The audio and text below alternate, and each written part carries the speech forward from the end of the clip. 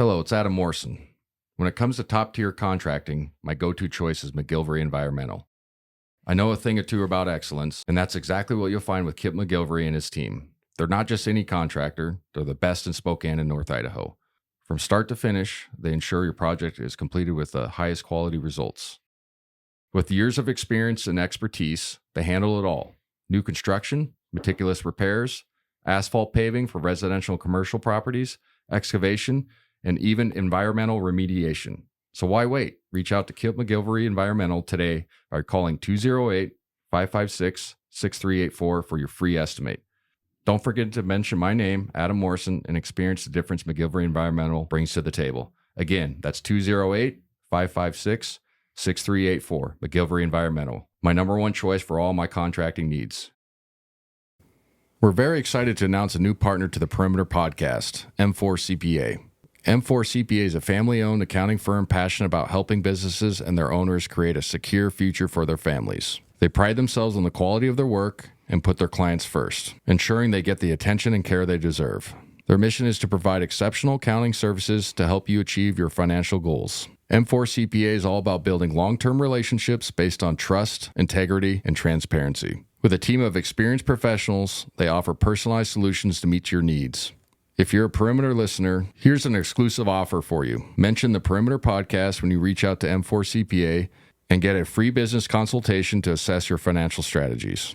So, if you're looking for an accounting firm that truly cares about your business, trust M4 CPA. They're in your corner every step of the way. M4 CPA, accounting you can trust with a personal touch. Learn more at m4cpa.com. The podcast intro song is Get Up by Jinx Universe. Listen to his music on Spotify and follow him on social media at I am Jinx Universe. Yeah. Man, forget this job, dog. Yeah. Working this graveyard shift, I hate it. 6 in the morning, I'm off, I made it. When I get home, I'ma make this clear. Welcome to the Perimeter Season 4, Episode 22, presented by McGilvery Environmental, M4 CPA, and Idaho Central Credit Union. Zoom edition. Got Brennan in Puerto Vallarta, correct? That is correct, yeah. Planned this back in like August last year, and I did not even think about the Gonzaga season at the time. Yeah, who cares about the Gonzaga season? Family stuff's more important. Great episode coming up, or a lot of great topics. We'll let you guys decide how good it is.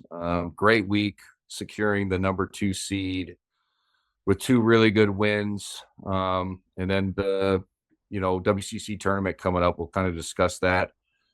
Really bolstered our chances for, a conference or an NCAA tournament bid. So we'll get into that. I think one of the biggest stories in the Santa Clara game was our boy Diagne off the bench in that first half.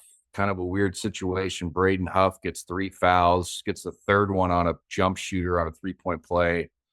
If you want to piss Coach Few off, there's a reason that's one of them, fouling a jump shooter. And then Graham Ike, I think, had 2 or 3, but I'm pretty sure at least 2, obviously. And so they went to Diagne off the bench. And his energy, the way he moved, really gave us a spark.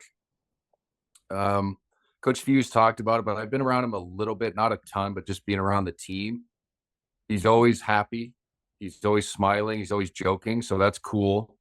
I think it's one of those situations, too. I've been on teams and been in both situations where, you have a guy that can play that's in practice but doesn't get the opportunity just because of numbers.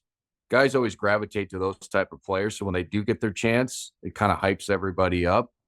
And I think him going in and getting the first lob dunk kind of over a poster a little bit, where the guy came over late for Santa Clara, really got everybody hyped up. But what he brought was just a straight pick and dive situation. Now, Graham's more of a roller. Braden's a mix between a short roll and, pick and pop, even though he hasn't shot a ton of threes this year.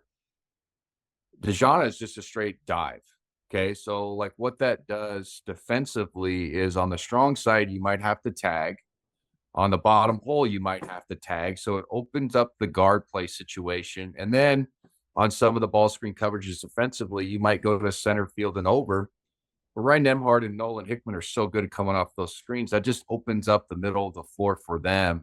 And I think it just gave Santa Clara a different look. They ran 3 different ball screen coverages when he was rolling it in the game, even into the second half. So like it changed their whole plan. Gave us that spark. We went on a run in the end of the first half and then just really controlled the tempo in the second. Super happy for the kid. Hopefully it's one of those situations that at the end of the year we talk about. Remember last year, the Kentucky run at Kentucky where they came back and then we made that run. It's like, oh, that changed the season. I think this Diagne has the potential to be that type of situation for us, what gave us a spark and allowed us to, like I said, make a run. Really proud of our guys. That's a tough place to play. We lost there last year. So super excited. It was a quad 1 win. All those things mattered. And I think it just gave us that going into Saturday because we played them Tuesday. So we had the weird schedule where we're in the Bay Area again, fly back home and then flew back down. But I was really super proud of the kid because we started terribly in that game. I think we were down, was it 8-0 or something like that? And it was just turnovers and missed shots and looking disengaged. And I think he brought us the spark. And it's funny, sometimes you need those type of situations. He's a young kid. He's 18, but he was on Real Madrid. I know that's most casuals would view that as it's a soccer club, but it's a high level European basketball club as well. Luka Doncic played there, like EuroLeague, second best league in the world. It really is one of the top clubs in that. So he's always had the ability, was hurt a little bit this year, but getting an opportunity was absolutely terrific. So happy for him. It was a huge win for us. Kind of shut down the haters, gave us another quad 1. Then going to the San Francisco game, what were your initial thoughts when you saw it just as a fan? Because I had a lot of people texting me right during the game, like, who's this kid? And I'm like, I saw him a little bit, but I'm not even going to be like, oh, I told you, I knew. It's like, I had no clue. But like I said, if you have that frame and if you come from a program like Real Madrid and obviously get recruited by Gonzaga, you usually can play. It's more of a numbers thing, but congrats to him for being ready. So what were your thoughts just as a fan watching it? I mean, at the time, like seeing Huff and Ike get into foul trouble, we're like thinking like, oh, we have to get this win today in order to get the second seed in the WCC. It was a little bit nerve-wracking, but then when he came in and like immediately sparked Gonzaga, I was just like, man, has he just been on the bench and we just didn't know about him and he could do this all year long? Like, is this like a whole new look that we can have for Gonzaga? I thought it was really cool to see. And I think it just showed like the depth of our bench.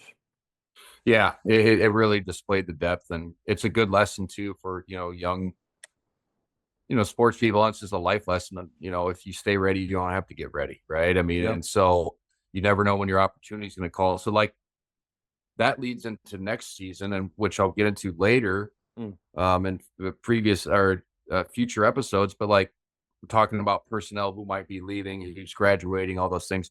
That's a really good addition to be like, hey, I should get minutes next year, right? You know what I mean? Instead of maybe have to move on or recruit somebody else. So I was really happy for him. But like I said, it was a different look. It was a straight pick and dive the whole time. When he was in the game, they ran a 1-5, a 51, or a 52 with Hickman and Nembhard, like literally sprint up ball screen, space of 4, like AAU basketball. But they worked because their coverages were so off, and then he had the lob threat. And then, like I was saying, the tag situation on the weak side makes it so much different, and the passing angles get different. And then, if they're in a drop coverage and they go over, our guards can turn the corner and get to those seams. And then if they go under, they're good enough shooters as well. So just changed the whole dynamic. Proud of the kid. A great win for us. Going into Saturday, this last Saturday, against San Francisco, who we're technically playing for the second place, which is, kind of crazy that we're already, trying to jockey into that spot. Who's had a terrific season, I think, in the mid 60s in the net, had an opportunity, to do something they haven't done probably for 10, 15 years, probably more than 10 years at least, is finish second in the league besides St. Mary's or Gonzaga. Right. And we played it at the Chase Center. I know it's a money-making thing for them, but they have not played well against us there. And it was pretty true Saturday night, man. Our guys came out and flew around. I think we're a bad matchup for them personnel-wise. I think we run similar stuff, but we have the better athletes. And pretty much from start to finish, we controlled the aspect of the game. It looked like an old-school Gonzaga game, right? Yeah. Or we were up by 20, balls going in. Ben Gregg was terrific. Graham was terrific. Braden Huff got back on track a little bit. Our guard shot it decently. And it was nice to see our guys have like I said last week, the biggest week we've had that doesn't include St. Mary's and since Mark Fuchs started coaching there.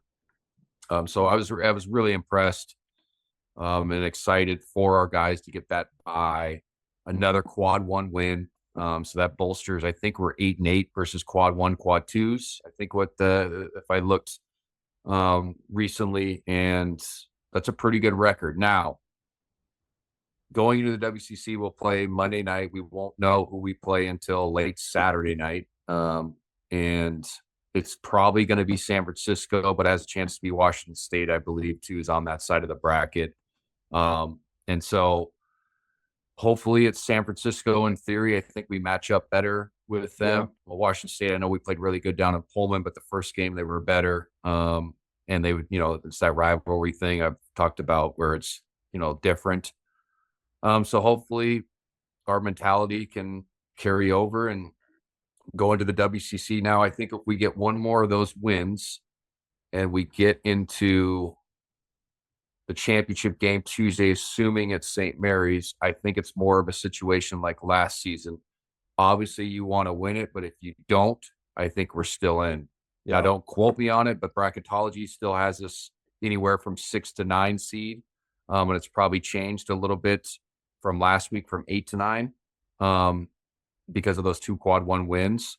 So hopefully we can, use that same momentum and use the same, feel good and all that stuff and move in and try to, get at least to the championship. And I think we could beat St. Mary's. I really do. St. Mary's is terrific this year. I think we've had 2 really weird situations where we've played really good defensively in the second half of both of those games, and they haven't, turned out to victories for us. Mm-hmm. But also, if we correct some of those, standing or those things where it doesn't go completely right for us, we can win those games. So, yeah, man, it was a great week. It really was. It was fun. It was nice to kind of exhale a little bit as a fan base, right? And obviously as an analyst, and kind of get things done. And I think sometimes that's what you need is a little bit of fear and anxiety. Is a good thing for a team. Back against the wall, all those cliches, us against the world. That's a real thing, though, in the locker room. And so I was proud of our guys handling business, but I think we'll look back at the end of the season and talk about Diagne. Just that 6 minutes, he checked in with 6:28 to go in the first half. And he looked at his line. He's like, oh, he had 4 points. It's just the energy he brought. You could see the bench was hyped, slapping fives, talking trash. You know what I mean? That stuff matters. And sometimes you just need a shot in the arm, man. And what I was proud of, too, was the way Braden handled it on the bench in the second half. He didn't play. Yeah. Handled it the right way. You know what I'm saying? Didn't pout, was always cheering. You could still be upset.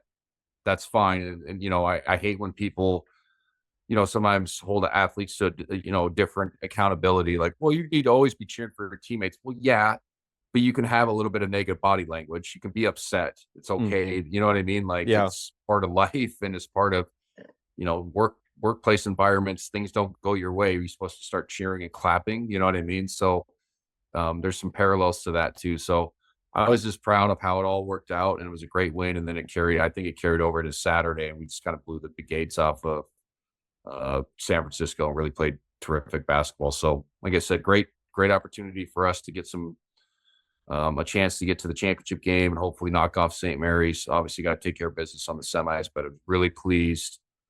Our metrics are really solid for getting in the NCAA tournament. Cross your fingers.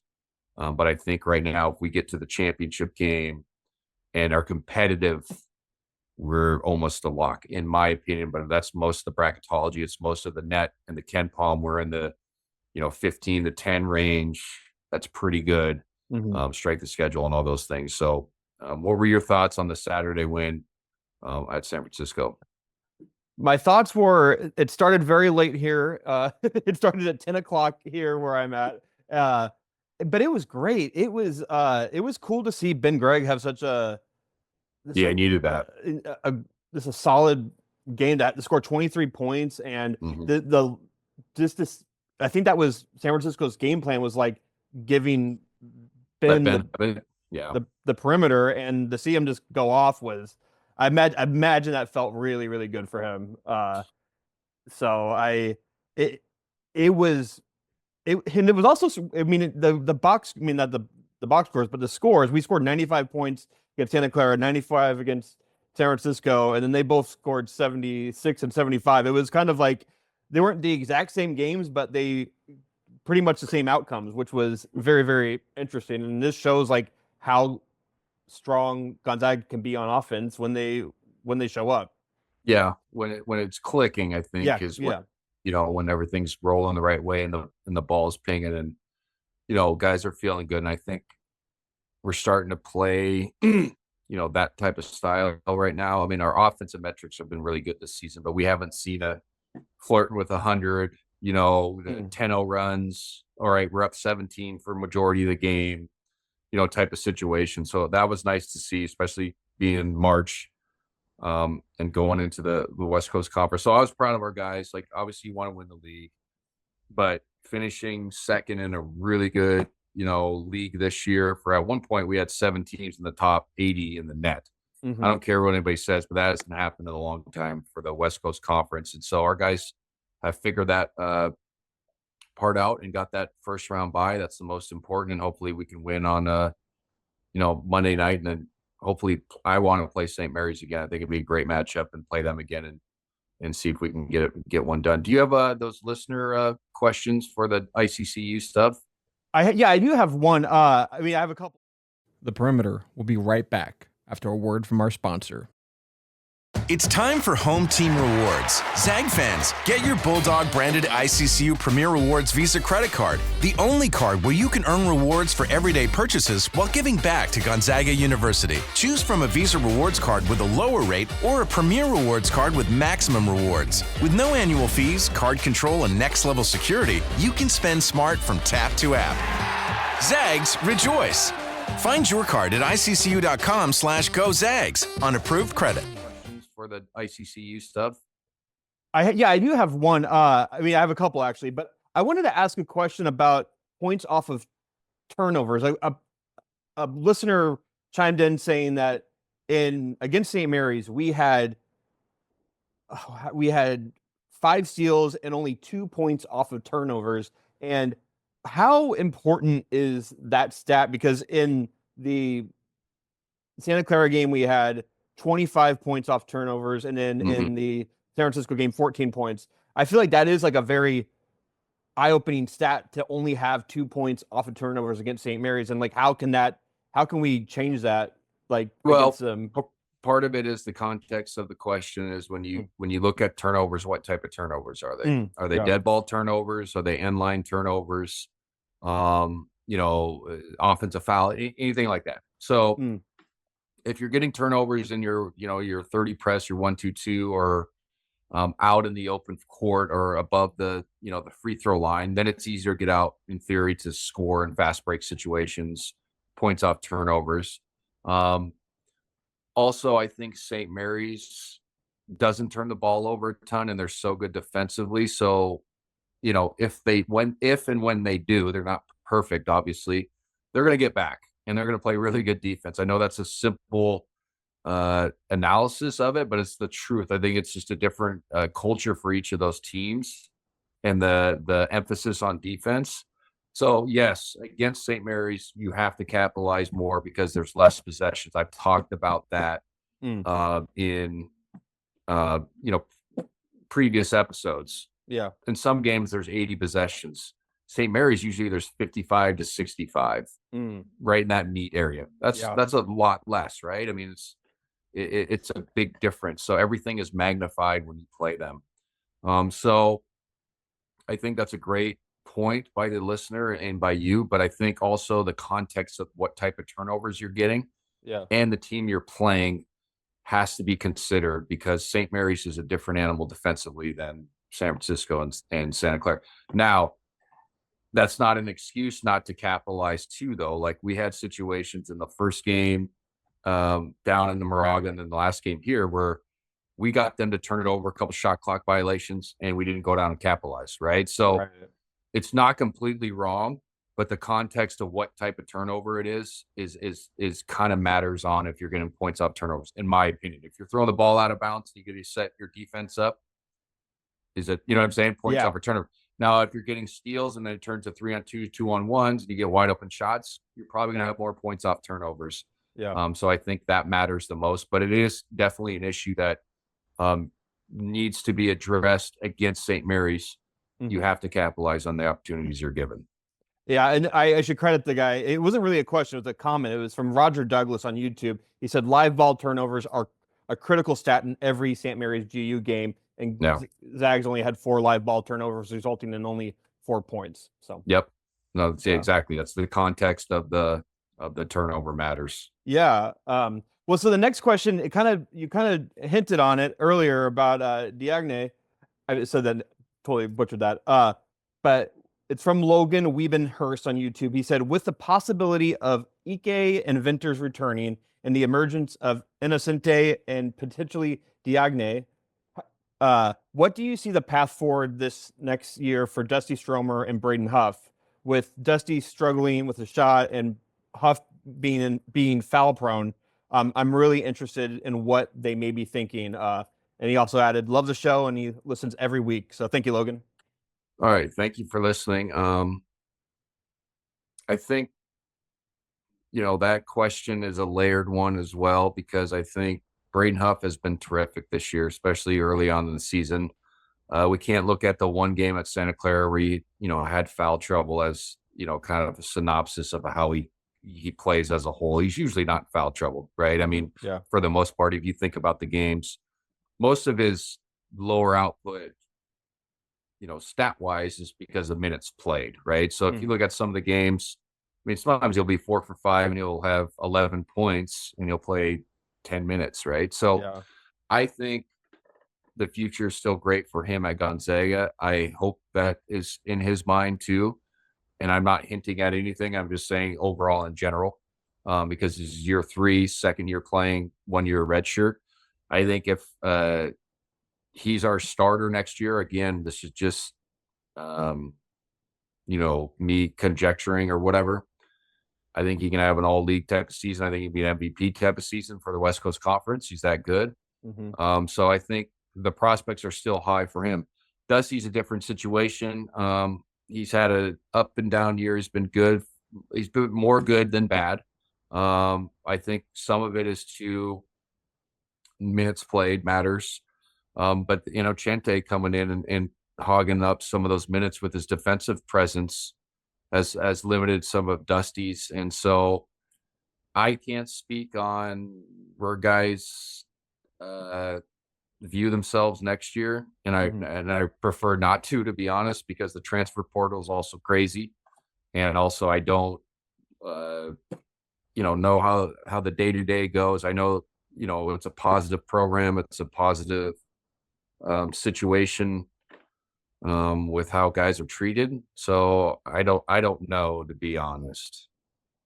That's fair. Yeah. I think for example, Michael Ajayi, was going to announce that he was transferring to Gonzaga, during the tournament last year. So, it's kind of like you're very much, we're all just guessing of what where everyone's roles are going to be right now. Like, because 100%. Yeah. Like, and it's not avoiding a topic, but like the portal is so crazy. It literally is. My daughter plays, and we're figuring out where she wants to go to school and stuff, and like the portal for her as a high school kid matters in our decision. And we have, what I'm saying, and we're not even like on a campus yet. So like, just imagine what it's like for the kids there. I think Dusty's terrific. I think he can have a big year next year. You know what I'm saying? So it really is one of those questions that is hard to say, because if you're not completely in the trenches, I'm around the team, but I'm not in the day-to-day. And so I don't know how guys feel. I don't know if they're happy with their roles, if they think that their roles should be elevated. You know what I mean? All that stuff matters. So it's a great question. But the honest answer is, I can't tell you right now. I think both of them are terrific. I hope they stay. I haven't heard, and this is me looking directly in the camera, I haven't heard that they're leaving or anything like that. I have not heard that. And I think they're Zags. I think they belong here, and I think they'll have a big time role next season. So it's one of those kind of wait until the dust settles, and then you can talk about personnel once we know who's on the roster. Totally. Well, I have one final question. It's from Connell from Instagram, and they asked, what is your favorite thing about being a dad and watching your kids play basketball? Just the growth aspect. I think, any parent that puts time into their kids, whether it's sports or, whatever other activity, I mean, it's fun to watch improvement. And every parent would say the same thing. Improvement, the life lessons you learn, you know what I mean? Like, they don't understand it now, but when you look back, for me personally, just playing youth sports and then high school sports, there's a lot of life lessons I learned. Socially, I learned about peaks and valleys, failures. I learned about, some people are not in the best interest of kids. You know what I mean? Like, even I noticed that as a young player as well. So totally, I think just watching the overall growth and the improvement that they make when they put in the time, I think that's the coolest part about being a parent and watching your kid, not just sports, but anything. Right. And so that's the one thing I'm most proud of is both my daughters, one's a volleyball player, one's a basketball player, have made significant jumps every year. Yeah. With a little bit of help from me, but most of 90% of it's them putting in the work. I just kind of provide the tools, and here you go. Just like just like any other parent, like, here you go. If you want to be good, you got to do this. If not, I don't know. I can't drag you to the gym. It's your deal. Totally. But yeah, great episode. We got to thank our sponsors, McGilvery Environmental, M4 CPA, and Idaho Central Credit Union for supporting the show. We'll probably be on what you think Thursday of next week. Yeah. And Thursday, we'll talk about the WCC reactions, and then most likely start talking about projected seeds and Selection Sunday coming up. What we think, and then I'll give a synopsis on the year, and then also I can talk about personnel a little bit too when the dust is settled. So we appreciate people listening. Appreciate a little bit different episode today with the Zoom. Brennan's enjoying family time, which I can't blame him. And it's probably 80 degrees down there right now, or what? So yeah, like 82, and it's sunny. Yes, and okay, that's all we needed to hear. That's all we needed to hear. But yeah, enjoy yourself. Thank you everybody for listening. Working this graveyard shift, I hate it. 6 in the morning, I'm off, I made it. When I get home, I'ma make this clear. First thing I'ma drink is a Rainier beer. I ain't no lush, shut up, hush. This is how I zone out. I'ma take this check, put it on me. I'm a much better boss than an employee. Just cause you got time, don't waste time. It's about time, feel the sunshine. You got time, but don't waste time. It's go time.